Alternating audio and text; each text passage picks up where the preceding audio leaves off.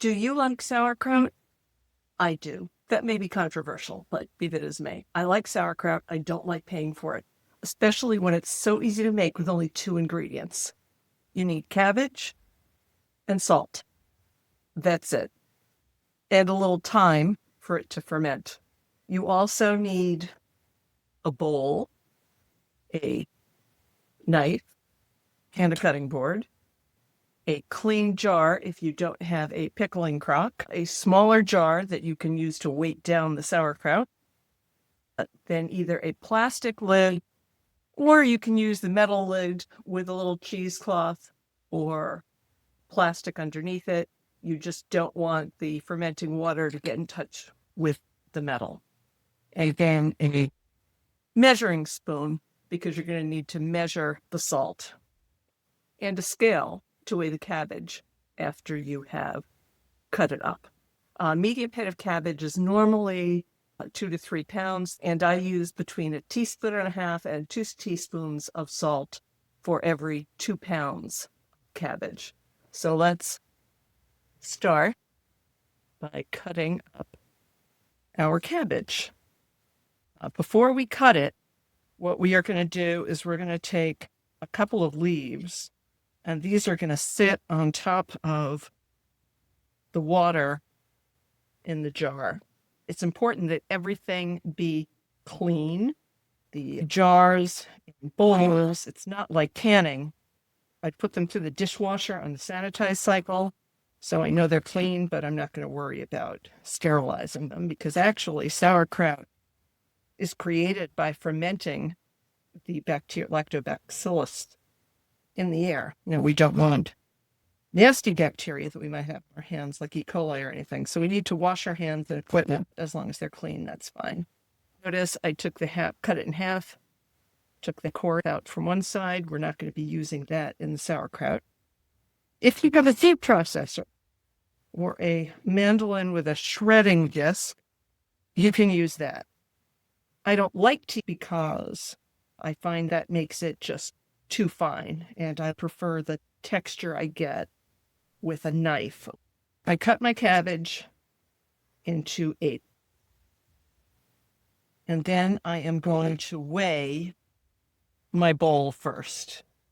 I don't have a scale that will hold the tare after I weigh it, so I'm going to need to remember how heavy the bowl is when I weigh the cabbage. So my bowl here is 15.96 ounces, so we'll call it a pound. And then we are going to take the cabbage that we cut into 8ths, and I am going to slice it into very thin shreds. This is just plain green cabbage. You don't want to use fancy Napa or Savoy because those won't hold up and produce the nice shreds that regular green cabbage does. If I was a fancy chef, I would probably be doing this a lot faster. But it is what it is. I like the shreds to have a little bit of pulp on them. That's why I only cut it into 8ths. I guess you could cut it into 16ths or smaller pieces. But the cabbage will shrink and soften as it ferments. The process, depending on the temperature, take between a week and a month. The temperature here right now in Massachusetts is pretty good. It's about 65 to 70 degrees during the day.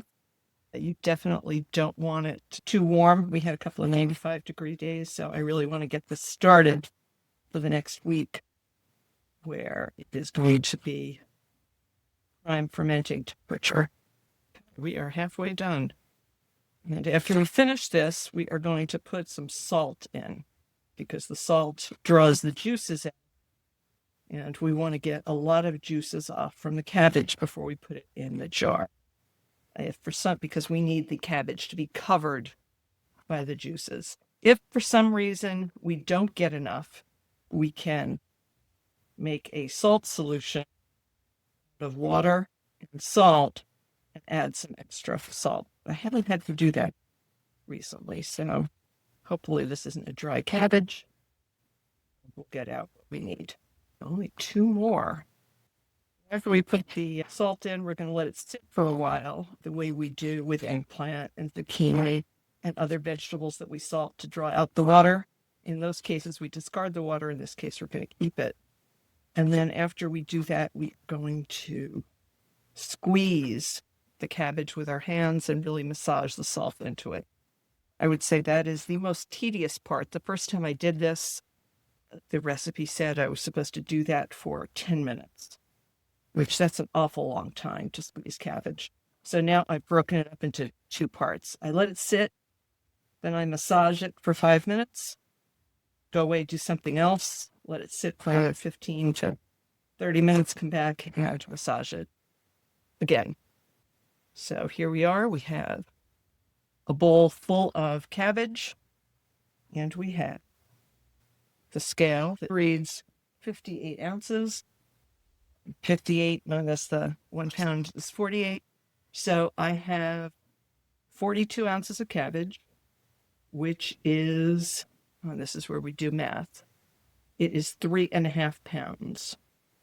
So if I do 1.5, 2 teaspoons of salt per pound, and it's 3.5 pounds, that would be the high end, because that's easier, because it's a round number. At the high end, be 7 teaspoons, and the low end is 1.5 times 3 is 4.5. It's 5.2. So I think I am going to use 2 tablespoons of salt, which is 6 teaspoons. And then I have a little bit left in here. I'm just going to toss in that other 3/4 of a teaspoon. And here we are. So I am going to rub the salt all over this, and I am going to let it start to soften by itself as I go off and do something else. So it's there. It's salty. You can see we have a bowl of cabbage, not doing much, and I will be back in half an hour to start massaging it. See you then. So the cabbage has been sitting. I'm not sure if you can see the little droplets of water on it, but I let it sit for 30 minutes, and now we're going to massage it for 5 minutes. What we're going to do is we're just going to squeeze it. They call it massaging it in the literature, but it feels a little tough. And if you can knead bread, you can do this. An old-fashioned process, like they've been doing, making sauerkraut for hundreds of years. And as you squeeze it, you'll notice that liquid comes out. We can already see some because we had it sit for half an hour. And the idea is you want to separate as much of that liquid from the cabbage as you can, because you are going to want all of the solid pieces of cabbage covered by this salty liquid while it's fermenting. So the cabbage itself isn't exposed to any air and doesn't get moldy. What we're doing here by massaging it is actually breaking down the cabbage. And as the cabbage cells break down, they release the water. So we're going to do this for 5 minutes. Then I'm going to let it sit for another 15 minutes to half an hour. And then do it for another 5 minutes. And we'll see how much liquid we have to see if we need to make up some salt solution or if we have enough.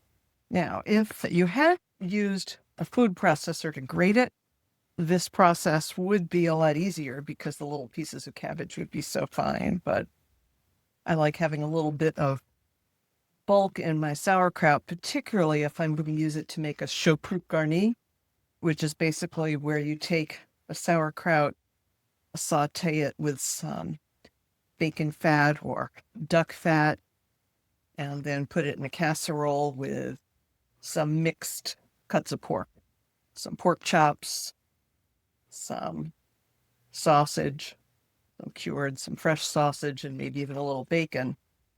I also add some caraway seeds, and then you bake it. That's a traditional French recipe from the area around Alsace-Lorraine. That's the area close to Germany, which is also pretty famous for its sauerkraut.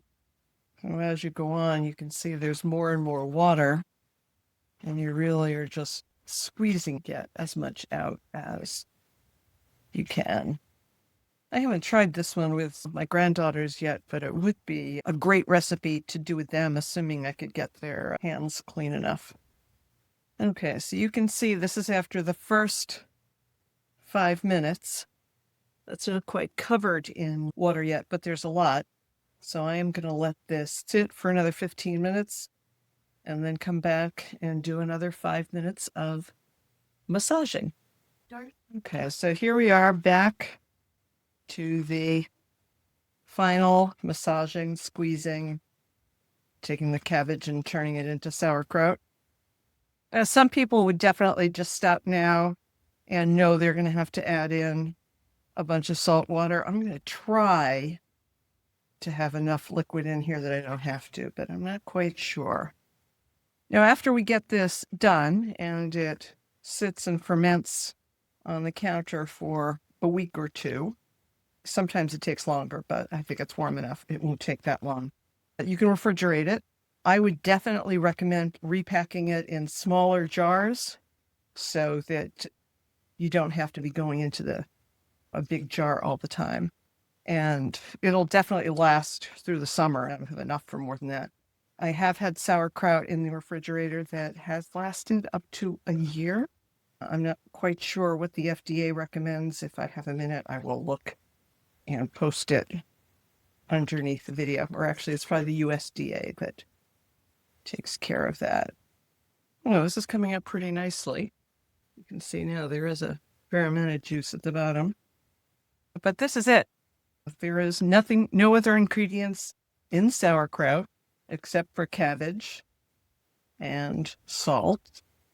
Some people do add some seasonings. I prefer to do that when I'm doing the recipe. Juniper berries are a common one, particularly if you're using it on the French side of the border. Caraway is pretty common on the German side. I find if you're using it in a dish, you can mix those in right before serving, and you don't need to make a commitment up front. Okay. So that's what it looks like when it's ready to be packed into the jars. So I have the extra cabbage leaves here. I am going to take the sauerkraut, give it all a final squeeze before we put it in, although that water we're squeezing out of it, our cabbage juice, is just going to go right back in. The easiest way to get that juice in is to do it in 2 steps. We're going to put it into a measuring cup first. And it looks like I have about 2 cups cabbage in here. You can see, yes, I have enough liquid to cover the cabbage. So you can see that you can look there. So what I am going to do is I am going to take these cabbage leaves, I put them on top, and then I took a full can of soup and I put a plastic bag on it because we don't want the soup labeled in our sauerkraut. And then I am going to put that there to weigh down the sauerkraut.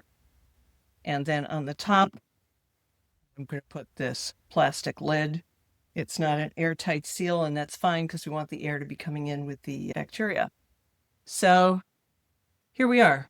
It's our jar of sauerkraut that we are just going to set on the side of the counter. It will sit there for a week, 2 weeks, and starting in a week, I'll start tasting it. And when it tastes like sauerkraut, it'll then go into the refrigerator and be stored until we're going to use it. So there we are, sauerkraut.